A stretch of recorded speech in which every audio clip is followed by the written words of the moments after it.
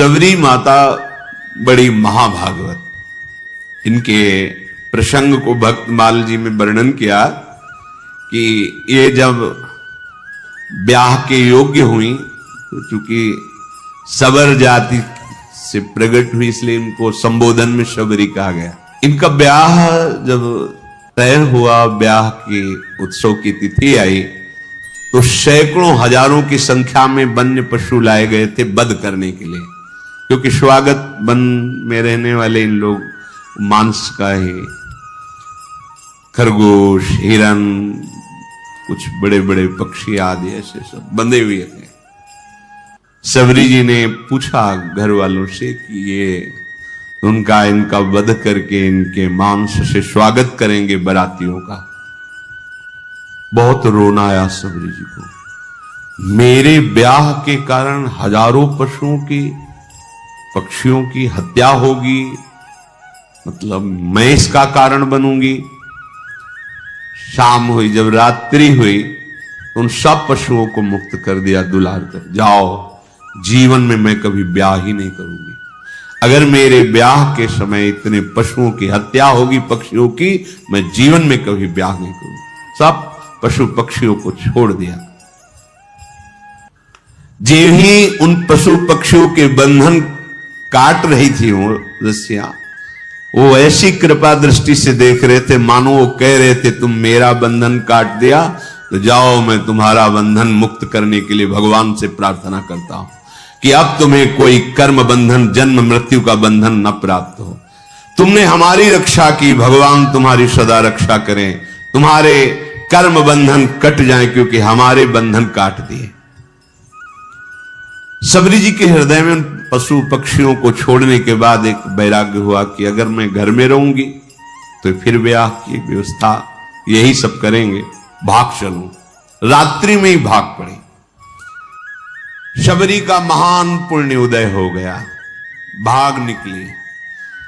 बड़ा भाग्यशाली वही है जो संसार से भाग पड़े भगवान की तरफ। सबरी जी विचार किया किसी भी गांव में जाएंगी तो पकड़ी जाएंगी और ये लीला फिर होगी, इसलिए वन में चलती हैं और एकांत वन में रहने का अभ्यास था ही। सबरी जी भागकर इसी वन में आए। अब यहां विचार किया कि वन में भगवान की अगर भजन वृत्ति प्राप्त करनी है तो संतों की कृपा होनी चाहिए, और एक तो स्त्री शरीर, फिर जंगली वास रहा है, सबर कुल में जन्म हुआ है, भला मुझ भीलनी को कौन स्वीकार करेगा, और बिना संत सेवा के भगवंत कृपा होती नहीं, तो छुप के संत सेवा करें। ये महामहिम बात। वो हृदय में दैन्यता थी कि मैं अधम शरीर है, कोई संत सेवा स्वीकार करेगा नहीं, और सेवा किए बिना भगवत कृपा मिलती नहीं है।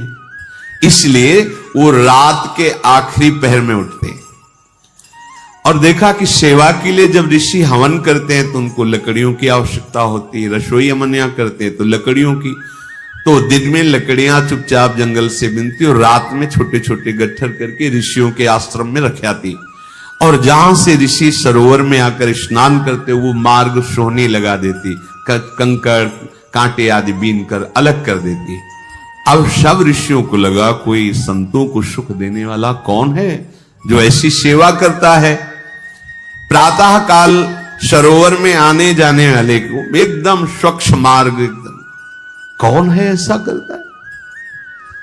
सब ऋषि प्रातः काल जब स्नान करने जाते तो सोचते, पर वो तो रात्रि में सेवा करके चली जाती एकांत में।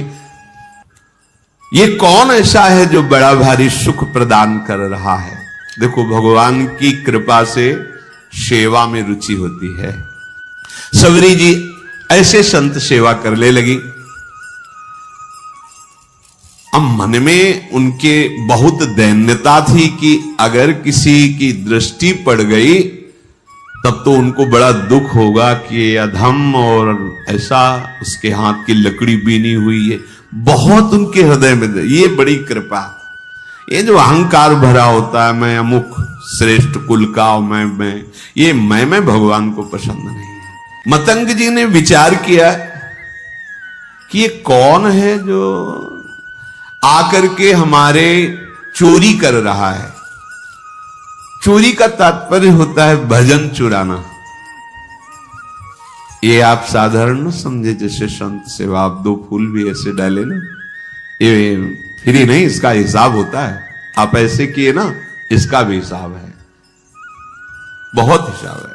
किसके लिए कर रहे हो, किस निमित्त से कर रहे हो, वो सर्वदर्शी प्रभु देख रहा है। मतंग जी बड़े असंग महात्मा थे, पर बहुत ही हृदय में भगवान के प्रति प्रेम था।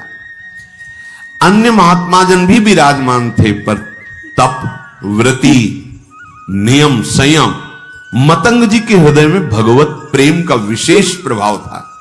मतंग ऋषि जी के मन में एक दिन बहुत दृढ़ निश्चय हुआ, ये कौन चोर है जो सेवा करके भी छुप जाता है और हम सब ऋषियों का भजन आनंद। क्योंकि कोई भी सेवा करता है वो तुम्हारे भजन को लेता है, फिर ही नहीं है, बात समझना। ऐसा ना समझो कि आप जो पहन रहे, खा रहे, पी रहे, देख रहे, सुन रहे, सारा हिसाब है, इसलिए विरक्त को रात दिन भजन करना है।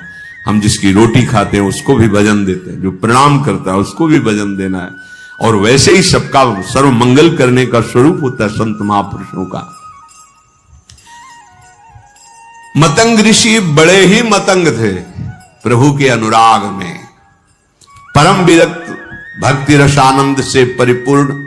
रोज अपने आश्रम में देखते कि दोना में फूल रखा हुआ है, लकड़ी, सेवा के लिए मार्ग पूरा साफ। ये कौन है रोज सेवा कर जाए। अपने शिष्यों से कहा, सुन, रात भर जगो, रोज सेवा पहुंचाता कौन है ऐसा जो चुपके से सेवा कर रहा है, एक बार दर्शन करना चाहते हैं। सब शिष्य रात में जगे, अलग अलग जगह छुप करके खड़े हो गए। धीरे धीरे सबरी जी आई, दोने में कैसे पुष्प रखकर लकड़ी जे ही, तो कौन है। सबरी जी तो एकदम मानो सूख गए कि अब तो जान गए, अब सेवा छूट जाएगी। देखो किस बात का दुख है, अब सेवा छूट जाएगी। अब कोई भी ऋषि हमारी सेवा स्वीकार नहीं करेगा। एक तो स्त्री शरीर, दूसरा सबर कुर में जन्म, ये सब महान ब्रह्म ऋषि हैं, ये सब हमें हटा देंगे। मेरी सेवा बहुत विकल होकर शांत खड़ी हो गई। मतंग जी जब आए तो देखकर आंसू निकल पड़े। खान पान की कोई व्यवस्था नहीं, झाड़ियों में छुप के रहती संत सेवा, आंसू निकल पड़े। सबरी जी की कैसी सेवा, जान गए तो सकुच गई कि शायद अब सेवा छूट जाए। आंसू की धारा बहने लगी और कहा, बेटा ऐसे सेवा करती हो, कहां रहती हो। उन्होंने कहा, प्रभु झाड़ियों में छुप के रहती है। पूरी कथा बताई भाग। अच्छा, अब तुम निश्चिंत हो जाओ। सबरी जी से कहा, अब तुम निश्चिंत हो जाओ, तुम्हें अब कोई चिंता नहीं करनी चाहिए। भगवत भक्ति का प्रभाव ऐसा है कि वो न जाति देखती है न शरीर देखती है। तुम स्त्री शरीर हो कि पुरुष शरीर हो, किस जाति को, किस कुल के हो, ये भक्ति महारानी जिसके हृदय में आ जाती है, भगवान उसके अधीन हो जाते हैं। सबरी जी को मतंग ऋषि ने ऐसे वचन के द्वारा साहस बना और शिष्यों से कहा कि तुम जानते हो ये कितनी पवित्र है। ओहो, बहुत बड़ी बात। भक्ति को प्रताप ऋषि जानत, निपटने के केड़ू कोटि विप्रताई आपे वार डारिए। मतंग जी ने कहा कि आज के बाद तुम्हें छुप के रहने की जरूरत नहीं। आश्रम में ही एक पर्णकुटी सबरी, इसमें तुम विराजमान हो। और कहा कि आज तुम्हें हम मंत्र दीक्षा और नाम दीक्षा दोनों प्रदान करेंगे। मांगा नहीं, सच्चे शिष्य को मांगने की जरूरत नहीं होती, अपने आप गुरु विधान कर देते हैं। देखो, वास करो इस कुटिया पे और तुम्हें आज मैं मंत्र दीक्षा और नाम भी दिया, मंत्र भी प्रदान किया। ये जब पूरे वन में बात फैली कि स्त्री जाति और ऐसा और मंत्र दे दिया और पास में कुटिया में, तो सब विरोध मतंग जी का करने लगे कि ऐसी जाति की ऐसे नहीं करना चाहिए, ब्रह्म ऋषि हो ऐसा वैसा। मतंग जी की वो अवहेलनात्मक बातें, निंदात्मक बातें कर मतंग जी की प्रसन्न हुए कि जिसको अपने ब्राह्मणत्व का अभिमान है, तपस्या का अभिमान है, जितेंद्रियता का अभिमान है, भगवान को अच्छा नहीं लगता है। ये करना चाहिए पर अभिमान नहीं करना चाहिए। दिनों दिन शबरी का अनुराग गुरुदेव के चरणों में बढ़ रहा, क्योंकि कोई ने आश्रय नहीं दिया, कहीं कोई आश्रय देने वाला नहीं, सब जगह दूर दूर। गुरुदेव ने नाम मंत्र, तो गुरुदेव के चरणों में अपार प्रेम शबरी जी का। एक दिन आकाशवाणी हुई मतंग जी के लिए कि आपने जो शबरी को स्वीकार किया, इससे भगवान बहुत प्रसन्न हुए हैं। भगवान की प्रसन्नता का हेतु है कि अभी विमान आने वाला है और आप सीधे भगवान के धाम को जाएंगे। उसी समय विमान उतरा। मतंग ऋषि भगवान के धाम जाने को उत्सुक है, भगवान का साक्षात्कार होगा, भगवान के समीप रहने को मिलेगा। शबरी जी रो पड़ी, गुरुदेव आपके सिवा तो इस वन में कोई मुझे नहीं चाहता, अगर आप चले गए तो भगवान हमारे तो प्राण ही चले गए। तो जो गुरुदेव ने बात कही बहुत जोर, गुरुदेव ने कहा आज तक मैंने तपस्या और मंत्र जाप, संयम नियम साधना, उन सब के प्रभाव से भगवान के धाम की प्राप्ति का अवसर आया, लेकिन वो स्वयं धामी चलकर तुम्हारे यहां आएगा और तुम्हें दर्शन देगा। तुम चिंता मत करो बेटा, हम तो जा रहे हैं चलकर भगवान के धाम, लेकिन स्वयं धामी आएगा और यहां तुम्हें दर्शन देगा, निश्चिंत होकर के रहो। गुरुजी विमान पर बैठकर परम धाम गए, पर गुरु का वियोग असहनीय। कोई बड़े भाग्यशाली होते हैं जिनको संत या गुरुदेव से प्रेम होता है। कौन प्रेम करता है? कोई गुरु प्रेमी बिरला ही कोई होता है, बिरला ही। ऐसा गुरुदेव का वियोग कि अब जिया नहीं जा रहा। पर शबरी प्राण इसलिए नहीं त्याग रही कि गुरुदेव ने कहा है भगवान स्वयं आएंगे और दर्शन देंगे, बस इस आशा से जीवन रख रहे हैं। अब इतनी शिथिलता थी कि जो नित्य सेवा वो छोड़ नहीं सकते थे। वियोग में शिथिलता के कारण जब ऋषि स्नान करने जा रहे थे, उसी समय वो सोहनी लगा रही थी। तो जो ऋषि स्नान करने जा रहे थे, कोई सोहनी से छिटक कर कंकड़ उनके चरणों में छू गया होगा, बहुत डांट। वैसे ही गुरु वियोग से दुखी थी, और ये बहुत बड़ा अपराध है, ये लोग जानते रहे जो अहंकार में होते हैं, मैं तपस्वी हूं, मैं इस कुल का हूं, मैं उस कुल का। अरे सब मायाकृत है।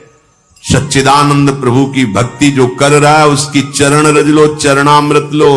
भगवान के अनुरागी जनों के प्रति ऐसा अनुराग, ऐसी भक्ति, ये बहुत धोखा हो जाता है, बहुत धोखा हो जाता है। ये ऐसा भारी अपराध है कि सिर्फ भक्त से ही क्षमा हो सकता है, भगवान भी क्षमा नहीं कर सकते।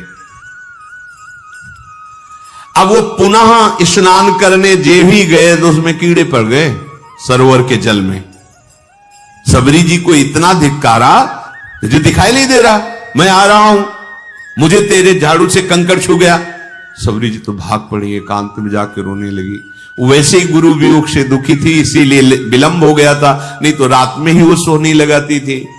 शबरी जी के हृदय को भारी दुख कि जो हमारे वचनों के द्वारा समझाते थे, जो हमें चरणों का आश्रय, वो तो अंतर ध्यान है। अब यही है, ये महात्माओं को दुख पहुंचा, क्या करूं, गुरु ने आज्ञा की, नहीं तो अभी शरीर को छोड़ देती। ओ ये दुख भारी अपराध हो गया। उनको क्या कहा, अभागी। और रुधिरवत रक्तवत हो गया जल, और कीड़े, दुर्गंध आने लगी जल से तत्काल।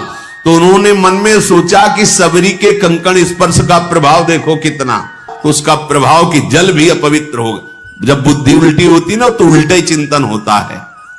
हृदय में शबरी जी गुरुदेव प्रदत्त नाम का मंत्र का जप कर रहे हैं।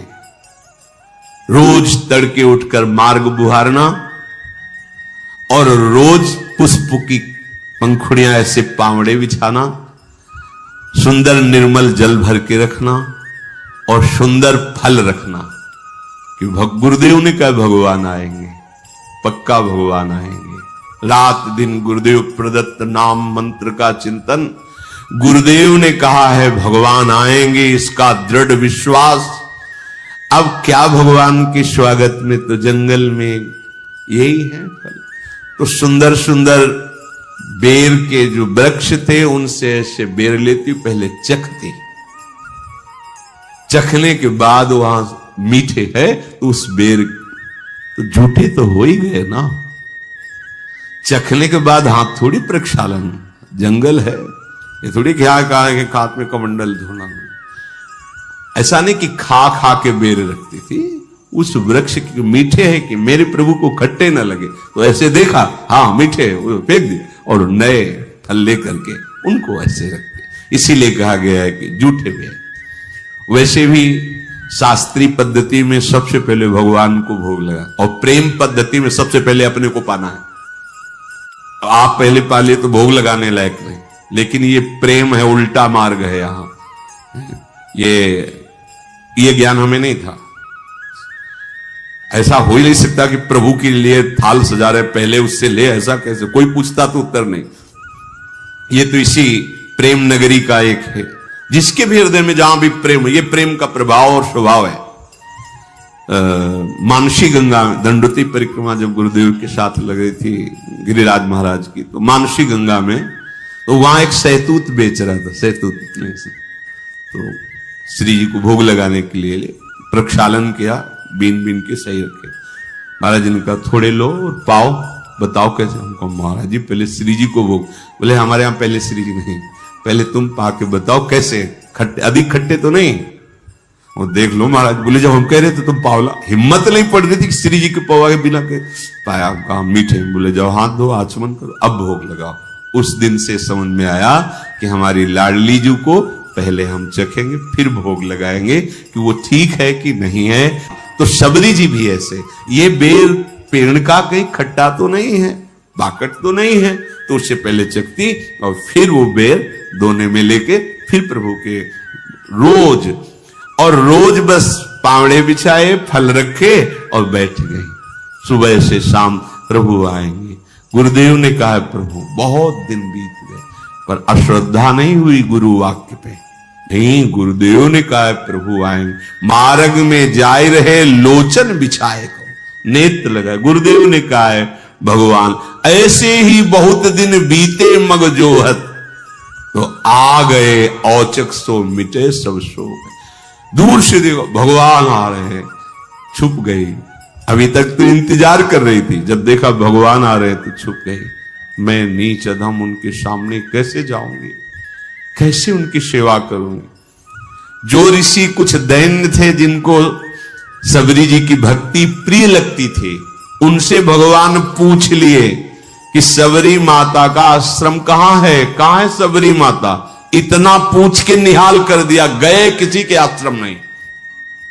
और जिनको अहंकार था तो वो सोच रहे थे, सुना तो था ही भगवान वनवास में आ रहे, तो उनको था कि भगवान आएंगे, हमारी दंडवत करेंगे, फिर आसन में हम उनको बैठाल कर स्तुति संस्कृत से करेंगे। वो बैठे ही रहे घर में। भगवान पूछ लेते सबरी मां किधर है, कहां विराजमान है। वो अपने को निहाल मानते, जिनसे भगवान पूछ लेते कहां है सबरी, किधर है सबरी रहते ऋषि। प्रभु यही मार्ग है, ये जो पावड़े बिछे सबरी जी ने बिछाए। आगे जो मतंग ऋषि का आश्रम, वहां सबरी जी विराजते। तो भगवान कहते जैसे सबरी जी के लिए एक पल समय करोड़ों कल्प के समान व्यतीत हो रहा है, ऐसे राम जी के लिए किधर है, मैं अपने कब भर नेत्र सबरी जी के दर्शन करूं। उधर सबरी जी जो सो, वही भगवान सो। मतंग ऋषि के आश्रम में आए और जो शिष्य जन खड़े थे, कहां है सबरी जी, कहां भाग्यवान सबरी जी, मेरे नेत्र तरस रहे उनके दर्शन के लिए। सबरी जी ने जब ये वचन सुने तो जो हृदय में संकोच था दूर हुआ, आके साष्टांग दंडवत सबरी जी ने की, प्रणाम कर रहे, दौड़ पड़े। रघुनाथ जी ने जैसे माता को हृदय से लगाया जाता है, ऐसे सबरी मां को अपने नेत्रों से अश्रु से सबरी को, हमारे भगवान का स्वभाव जो जान गया, भगवान शिव कहते हैं उमा राम स्वभाव जही जाना, ताय भजन तज भावना।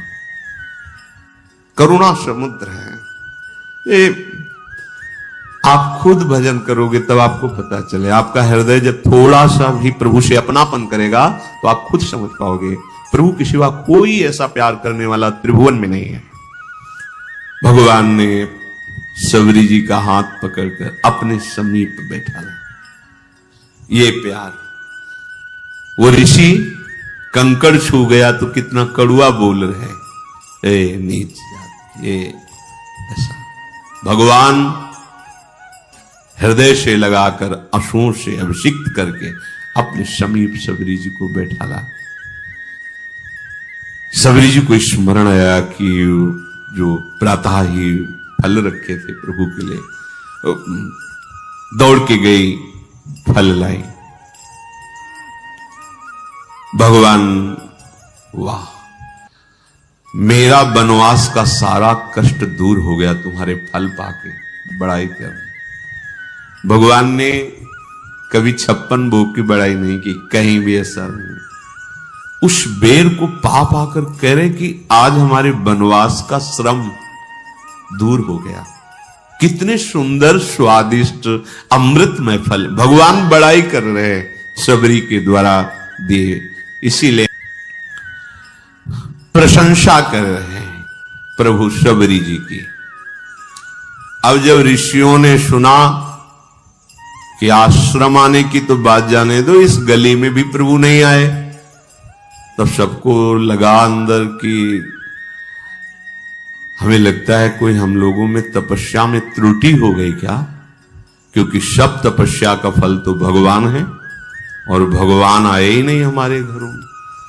तो हमें चल के लोचन लाभ तो ले लेना चाहिए, भगवान के चरणों में प्रणाम करना चाहिए। सब ऋषि जो थोड़ा सा अपने में ब्रह्मणत्व, तपस्या, जितेंद्रियता आदि आदि मानते थे, उनको आना पड़ा। वो प्रभु के समीप आए, अब भी बुद्धि काम नहीं कर रही। प्रमाण मिल चुका है कि सबरी जी कितनी पावन है। उनके मन में आता है कि बड़ी समस्या पैदा हो गई है, अगर उस सरोवर का जल भगवान अपने श्री चरणों से स्पर्श कर दे तो निर्मल हो जाएगा और हम लोगों के प्रयोग में आ जाएगा, क्योंकि सबरी की अपवित्रता के कारण वो दूषित हो गया था। वो लोग भगवान को प्रणाम किए और भगवान बैठे हुए तो निवेदन किया। वो सब ऋषि लोग अभिमान त्याग कर भगवान के पास आए और भगवान से कहा कि प्रभु, इस सरोवर का जल जो है नीच जनों के द्वारा छूने से कीड़े पड़ गए, अपवित्र हो गया, तो हम ब्रह्म ऋषियों की सेवा में नहीं, आप अपने श्री चरण। तो भगवान ने कहा, नहीं, हम तो आप ऋषियों के चरण सेवक हैं, आप देखो अपना चरणामृत डाल करके, क्योंकि आप तपस्वी जितेंद्री ब्रह्म ऋषि हैं, हम तो आपके सेवक हैं, आप डाल के देखो। उनको लगा कि एक बार भगवान कह रहे थे, डाले जाके तो और दुर्गंध पैदा हो गई। आए, बोले प्रभु ठीक तो हुआ नहीं। तो बोले हमारे चरण से तो ठीक होगा ही नहीं। तुम कहा, नहीं प्रभु, आपके चरणों का प्रताप तो है ही है, क्योंकि शिला छू गई तो अहिल्या के रूप में प्रकट हो गई, तो पानी तो बोले सही मानो, अगर हम चरण रख देंगे तो और बड़े बड़े कीड़े हो जाएंगे। अगर उसे स्वच्छ करना चाहते हो तो तुम सबरी के चरणामृत उतारो तो फिर डालो जाके। अब भगवान का आदेश, बड़े बड़े ब्रह्म ऋषि सब बोले, केवल एकमात्र सबरी जी के चरण स्पर्श किए हुए जल से ही वो पवित्र हो सकता है, दूसरा कोई उपाय नहीं, क्योंकि तुम सबसे भयानक अपराध बनाए। स्त्री जान करके, नीच कुल की जान करके उनको तुम धिक्कारा है, तुम उनको ऐसी भावना से, ये अपराध तुम्हारे सारे तप को, सारे प्रभाव को नष्ट कर दिया। अगर तुम कहीं अपने जीवन को कृतकृत्य करना चाहते हो, सरोवर के जल और हृदय को स्वच्छ करना चाहते हो, तो सबरी जी का चरणामृत ही काम करेगा, दूसरा कुछ नहीं। अब भगवान की आज्ञा, ईश आज्ञा तो सबको शिरोधार्य है। सबने जे ही सबरी जी बड़ी प्रार्थना, दैन्यता, जे ही चरण स्पर्श हुआ, निर्मल स्वच्छ और अमृत जैसा जल हो गया। तब भगवान ने शबरी जी की स्तुति की, जो नौधा भक्ति पीछे गाई गई थी, वो भगवान शबरी जी को नहीं सुना रहे, उन्हीं ऋषियों को बता रहे कि ये पूरी की पूरी भक्ति हमारी माता शबरी जी में विराजमान है। जाति पाति कुल धर्म बड़ाई धन वैभव कुटुंब गुण चतुरता, मैं इन सबसे नहीं रीझता। हे शबरी जी, आप में तो 9 भक्ति विराजमान है, जो गति योगियों के लिए भी दुर्लभ है, आज मेरे सामने ही तुम्हें वो दुर्लभ गति प्राप्त होगी। मेरे दर्शन का फल है जीव अपने ब्रह्म स्वरूप को प्राप्त हो जाता है। मम दर्शन फल परम अनुपा, जीव पाओ निज सहज स्वरूपा। फिर कहा कि शबरी जी आप यहां विराजमान, कहीं जानकी जी को यहां से जाते हुए ऊपर से कोई तुम्हें ऐसा कुछ खबर है क्या?